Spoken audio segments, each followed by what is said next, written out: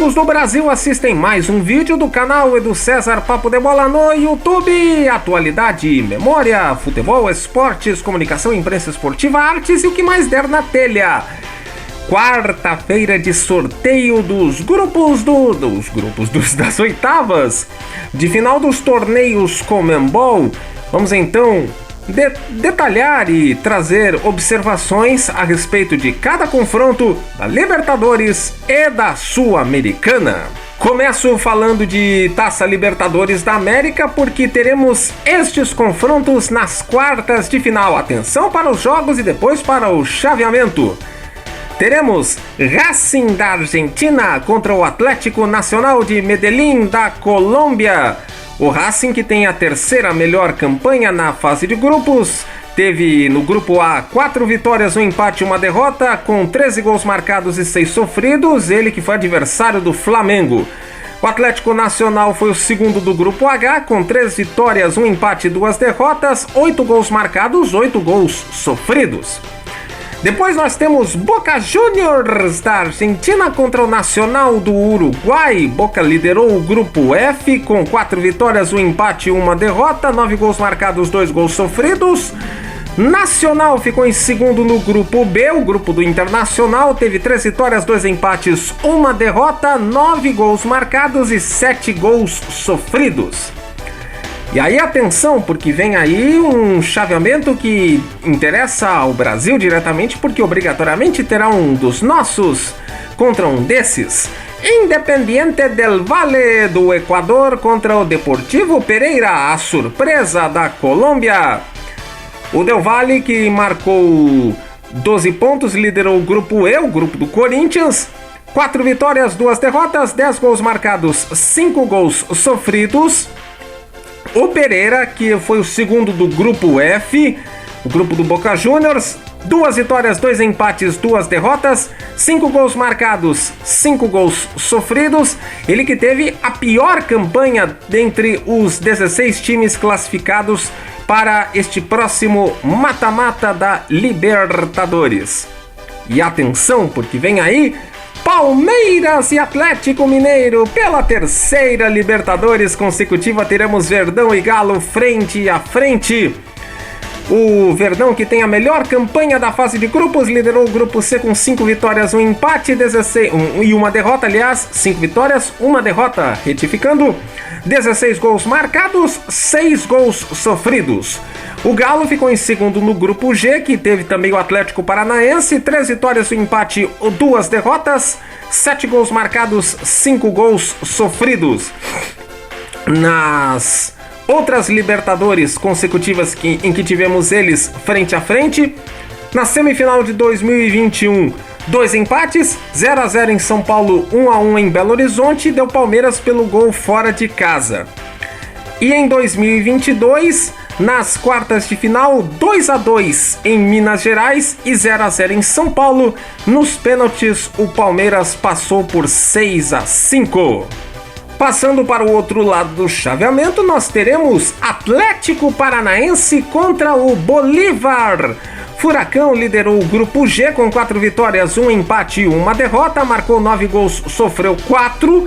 Já os bolivianos, que foram a grande surpresa desta fase de grupos, ali é claro, do próprio Deportivo Pereira, mas é que o Bolívar, ele pegou uma chave que tinha, por exemplo, o Barcelona, então, e tinha também o Cerro Porteño. Bem, o Bolívar surpreendeu no grupo C, ficou em segundo lugar com 4 vitórias e 2 derrotas, marcou 11 gols, sofreu 7. Esta será a segunda Libertadores com um confronto entre o Furacão e este time boliviano. Em 2002, a famosa e popular Libertadores do rádio, que aliás é um assunto que eu vou ter que tratar em seguida aqui no canal, a história da Libertadores do rádio. Tivemos jogos entre eles na fase de grupos. O Bolívar ganha por 2-1 em Curitiba e dá um 5-5 incrível fora de casa. Naquela ocasião, o Bolívar abre o placar, aí o Atlético marca 5 gols em pouco mais de 20 minutos, mas o Bolívar anota mais 4 na meia hora final, sendo o do empate aos 45 minutos. E aí acaba 5-5, quer dizer, o Furacão virou de 0-1 para 5-1 e conseguiu entregar a paçoca a ponto de empatar aquele jogo. Tem possibilidade de confronto brasileiro nas quartas de final, porque logo a seguir temos Internacional e River Plate. O Colorado liderou o grupo B com 3 vitórias, 3 empates, 10 gols marcados, 6 gols sofridos. Já o River chegou a tomar 5-1 do Fluminense na sua chave, mas se recuperou no final e conseguiu a classificação. Ficou em segundo no grupo D com 3 vitórias, 1 empate e 2 derrotas, 11 gols marcados, 11 gols sofridos. Será a segunda Libertadores com um confronto entre eles.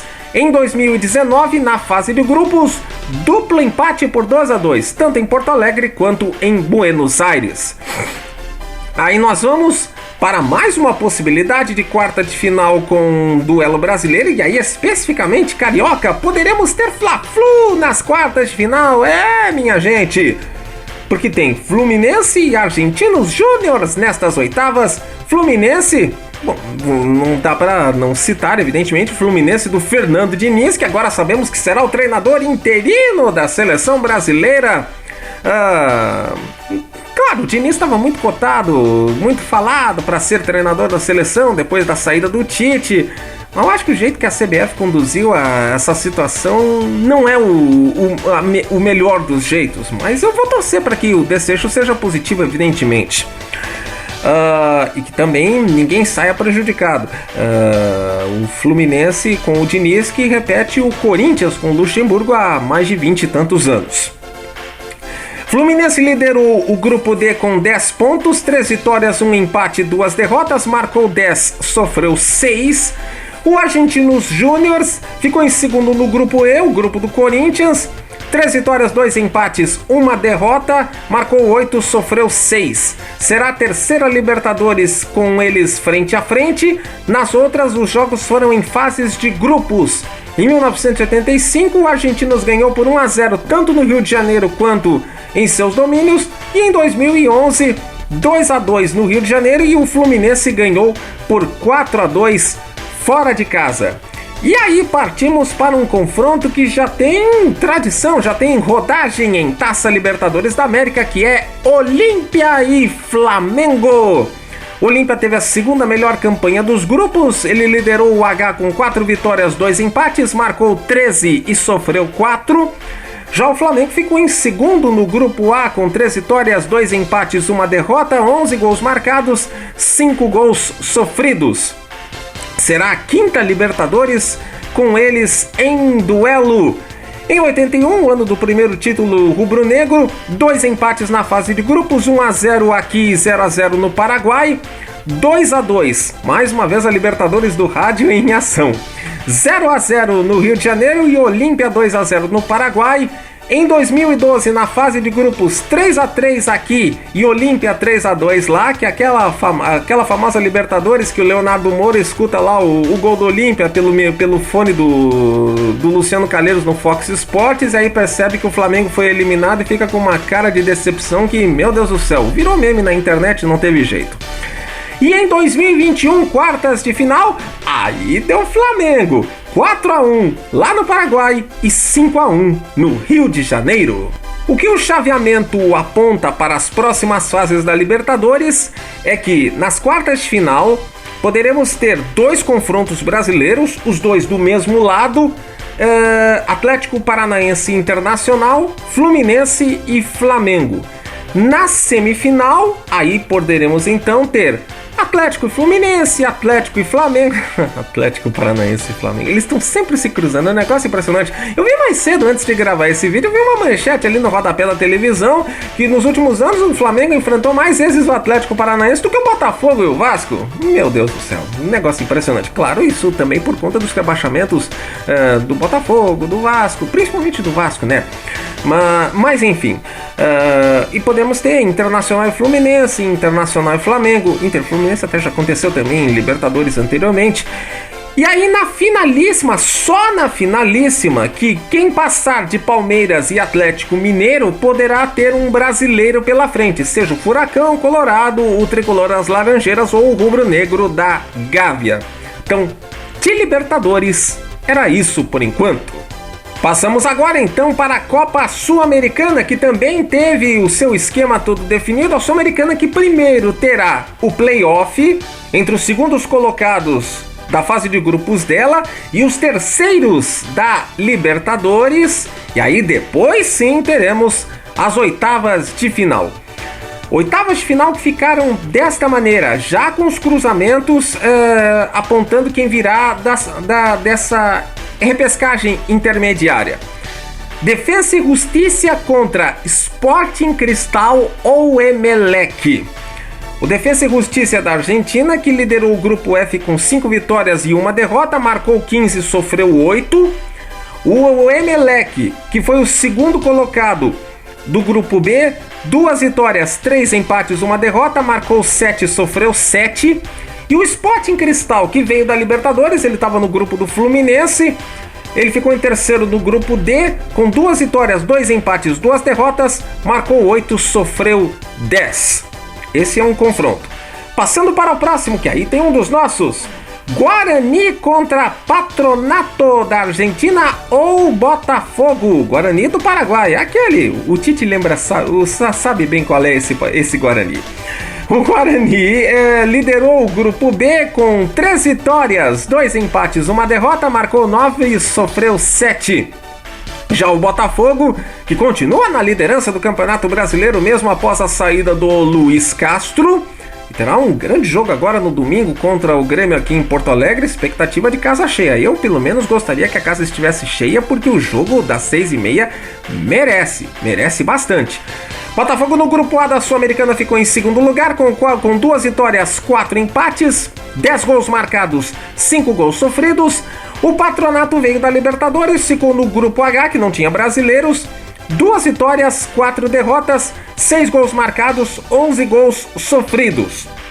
O Botafogo voltará a enfrentar um time argentino na Copa Sul-Americana depois de 4 anos.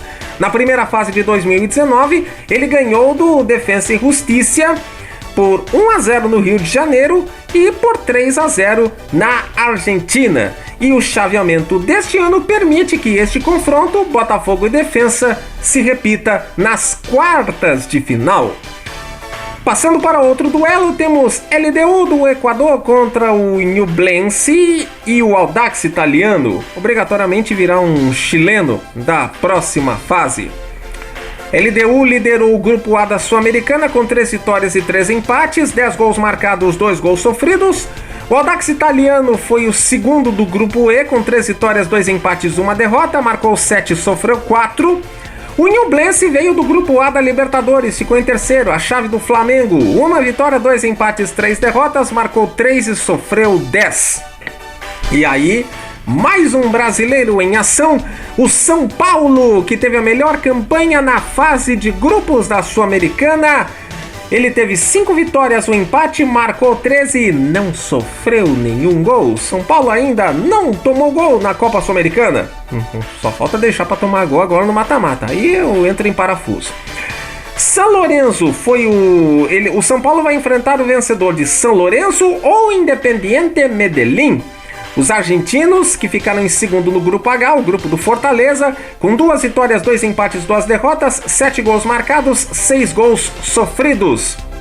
Já o Independiente Medellín ficou em terceiro no grupo B da Libertadores, o grupo do Internacional, 3 vitórias, 1 empate, 2 derrotas, 10 gols marcados e 9 sofridos. O São Paulo, se pegar o Independiente Medellín, pegará mais um colombiano nesta Sul-Americana, porque na fase de grupos ele já encarou o Tolima, ficando no 0-0 fora de casa e depois atropelando por 5-0 diante de sua gente. Se vier o São Lourenço pela frente, será o 4º confronto continental entre eles e desta vez um de mata-mata, enquanto os outros foram em fase de grupos nas Mercosul de 98 e 99 e na Libertadores de 2015. Nessa Libertadores, cada um venceu o seu mando de campo por 1-0. Vamos então agora ao outro lado do chaveamento da Copa Sul-Americana. Aí nós temos o Goiás, que vai enfrentar quem vier de Estudiantes ou Barcelona. Goiás que liderou o grupo G. Eu sempre acreditei no Goiás. Quem tá lá no Twitter tá de prova. Eu tava crente. Não vai ganhar de Santa Fé na Colômbia e tal. Ganhou. Vocês viram que ganhou. O Goiás que liderou o grupo G com 3 vitórias, 3 empates, 7 gols marcados e 3 sofridos.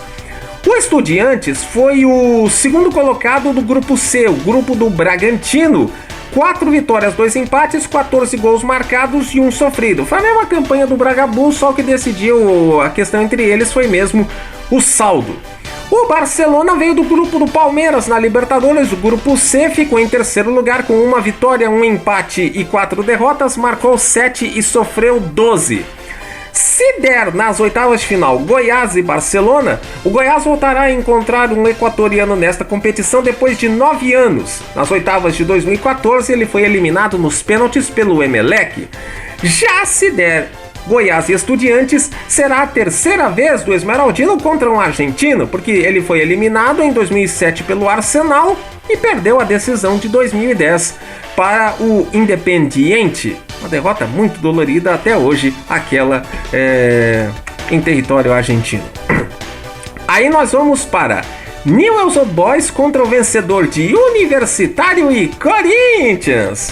Corinthians que está numa situação extremamente pesadíssima com essa história da agressão ao Luan por torcedores num hotel, um negócio completamente descabido, fora da medida. Para começo de conversa, o Corinthians não tinha nem que ter contratado o Luan, mas já que contratou, enfim, acho que o menos culpado nessa situação toda é o jogador, porque o jogador já não tem condição, mas aí os caras contratam, então o menos culpado nessa situação é o jogador. O que ele vai fazer? Não vou pro Corinthians, eu não vou jogar e tal. Claro que ele vai jogar, ele vai tentar ver se dá a volta por cima, como cantaria como diria Paulinho Vanzolini através da voz de Noite Ilustrada, levantar, sacudir a poeira, dar a volta por cima, mas não deu certo, né? Mas enfim. O Newell's Old Boys teve a segunda melhor campanha dos grupos da Copa Sul-Americana. No grupo E ele teve 5 vitórias, 1 empate, marcou 11 e sofreu 4. O Universitário do Peru ficou em segundo no grupo G, o grupo do Goiás. 3 vitórias, 1 empate e 2 derrotas, 6 gols marcados, 5 gols sofridos. O Corinthians... Eu não acredito até agora que o Corinthians aprontou essa. Corinthians ficou em terceiro lugar no grupo E da Libertadores. 2 vitórias, 1 empate e 3 derrotas, marcou 7 e sofreu 6. O Corinthians já enfrentou um peruano em Copa Sul-Americana, que foi em 2021 o Sport Huancayo, e ele ganha as duas, 3-0 fora de casa e 5-0 em São Paulo. Já o Universitário ele só enfrentou até hoje em amistosos, empatando em 54 e ganhando em 63 e 69 todos os jogos em Lima. Mas confronto oficial contra este adversário será a primeira vez. E aí é como diria aquele comercial de sutiã, a primeira vez a gente nunca esquece. Vamos agora para Fortaleza contra o vencedor de Tigre ou Libertad. Nossa, seria um duelo animal esse, leão contra tigre.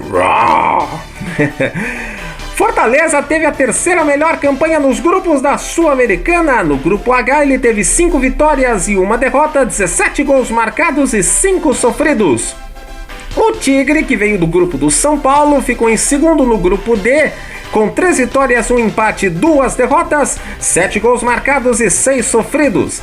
Já o Libertad veio do grupo G da Libertadores, terceira posição, com 2 vitórias, 1 empate e 3 derrotas, 6 gols marcados e 7 sofridos. Se der Libertad, vai cair outro paraguaio no caminho do Fortaleza este ano, ele que não jogou a Libertadores, vale lembrar, porque perdeu a terceira e última prévia dos grupos para o Cerro Porteño, que depois acabou em último lugar na chave do Palmeiras. A vingança demora, mas ela vem.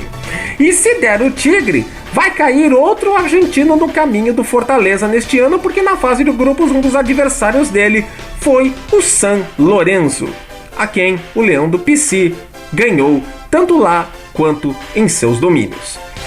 E a última oitava de final da Copa Sul-Americana poderá ter brasileiros frente a frente, porque terá Red Bull Bragantino contra América Mineiro ou Colo-Colo. América Mineiro não, América do Brasil, como diz o grande Enio Lima nas transmissões da Rádio Itatiaia. Bragantino e América que se enfrentaram já no Campeonato Brasileiro. No último dia 10 de maio, o jogo em Bragança Paulista terminou 2-2. O Bragantino teve 14 pontos, liderou o grupo C com 4 vitórias e 2 empates, um ataque muito positivo. O Bragantino é um time que gosta muito de fazer gol, é um time do qual você sempre pode esperar muita bola na rede. 21, tanto que inclusive no Campeonato Brasileiro tá bem, ele tá empatado em pontos com o Palmeiras. 21 gols marcados e apenas 3 sofridos. O América, de forma heróica na última rodada, ficou em segundo lugar do grupo F, com o América que tava que nem aquela música do Phil Collins do filme Paixões Violentas, Against All Odds, contra todos os prognósticos. 3 vitórias, 1 empate, 2 derrotas, 12 gols marcados e 8 sofridos. Take a look at me now. E o Colo-Colo ficou em terceiro no grupo F da Libertadores, 1 vitória, 3 empates, 2 derrotas, 3 gols marcados, 5 sofridos. Vale sempre lembrar que nesses playoffs da Sul-Americana, nessa repescagem da Copa Sul-Americana, o primeiro jogo é com o mando de campo do terceiro colocado da Libertadores, por isso que o Corinthians vai fazer o primeiro jogo em São Paulo, e a segunda partida é com o mando do segundo colocado da Sul-Americana, por isso que América e Botafogo serão mandantes nos confrontos deles. Pela questão de chaveamento, as possibilidades de confrontos futuros entre brasileiros na Copa Sul-Americana apontam isto. Nas quartas de final poderemos ter Fortaleza contra Bragantino ou América. E poderemos ter, caso ele passe pelo Universitário antes de mais nada, Corinthians contra Goiás. O América, evidentemente, tem que passar primeiro pelo Colo-Colo.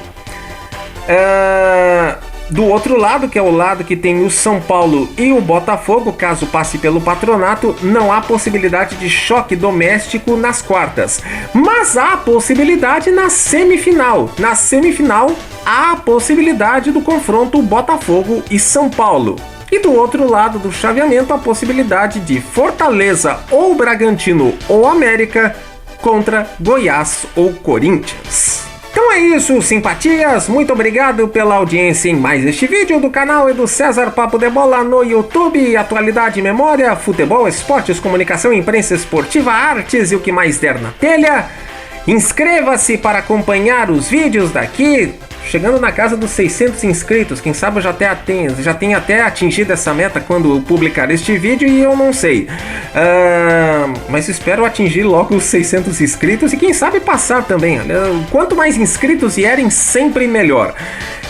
Deem like nos vídeos se vocês gostarem dos conteúdos daqui, ativem as notificações para saber de novas publicações, sugiram assuntos para os próximos vídeos e colaborem com o canal e com os projetos do Papo de Bola pelo Pix, na chave Pix educesar@gmail.com. Eu lembro sempre que, como são praticamente 600 inscritos, cada um que colaborar com R$1 por mês para ajudar o canal e os projetos do PB a se manter no ar, já vai dar uma ajuda substancial para aliviar a carteira, para dar uma turbinada no orçamento mensal aqui deste que vos fala. Próximos vídeos na sequência para você acompanhar mais destaques, mais boazinhas. E muito obrigado pela audiência uma vez mais. Um abraço, amigos do Brasil!